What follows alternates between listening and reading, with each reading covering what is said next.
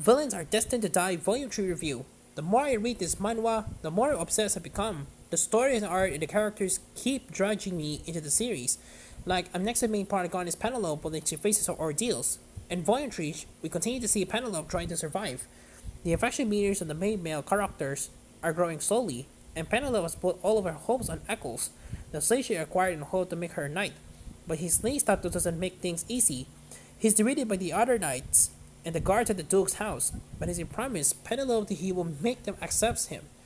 Eccles can retaliate, at least until Penelope finds out. She has learned her lesson. She won't be a dormant anymore. If someone does her wrong or impacts negatively her chance of survival, she'll fight back. And when it comes to survival, it seems like Eccles is really her best option, but the Duke and his sons might be hiding their true feelings. When Penelope is ridiculed once again by her brothers, she explodes rightfully. Her lives as Penelope and as Ivan have been miserable, with families that, instead of supporting and protecting her, left her to her own devices, when they weren't bullying her. But enough is enough. When one of her brothers pushes her beyond the limits of her self-control, Penelope disregards the meter affection and finally talks back, unleashing the feeling she was hiding. No longer will be dutiful comply to his wishes and be thankful for a scrap of affection. Her goal is to survive, and she has been reincarnated in the game. In hard mode, being meek is not enough anymore. But maybe this is what she needed. The people around her start to change their attitudes and realize they can control her as they previously did. I'm talking to you, Mrs. Donna, and her new attitude seems to have an effect on her adopted family too. Now, to make sure she arrives safely at the next turning point of the story, she needs to survive the hunting tournament organized by the Crown Prince.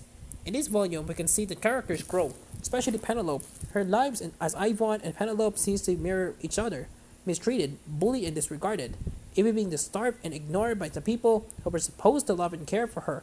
There are hints of the story that might make it seem like Penelope's fathers and brothers, both in real life and in the game, are tsundere, but they can accept that their behavior was always been awful and cruel, and even if they realize how wrong they were about Penelope, it would not be enough to make them redeem themselves. Penelope channels her feelings as Ivan as the real Penelope and let them know what she thinks. And this is finally the turning point. She wants to survive, but she won't beg for it, nor for any scraps of love they were willing to throw at her. She has found her worth. Eccles is, without doubt, my favorite character so far. He's the only one who wasn't mistreating me Penelope. Maybe it's because he's a slave, but outgrown his relationship as Penelope's guard started almost out of survival instinct. He started to accept and acknowledge his mistress. Will it turn it into love? I don't know yet, but I'm shipping them, and also the Crown Prince. Both characters have minor presence in the 3 volumes so far, but I'm sure they will become more prominent in the future. As usual, the art is amazing, the gothic and fantasy settings, and the use of pastel colors make it almost seem fairy tale-like, but with a darker twist. Almost in between the Disney happy ending fairy tales and the original Grimm stories. The characters' outfits resembles the British Victorian era, of course mixed with some magic, which I hope we can see more of soon. Villains Are Destined to Die by Gwen Gyo and Seo Sol is released in English thanks to Easy Press with translation by David Odell. Volume 4 is slated for release in August. A review copy for Easy Press was supplied by Diamond Book Distributors UK, 9 out of 10.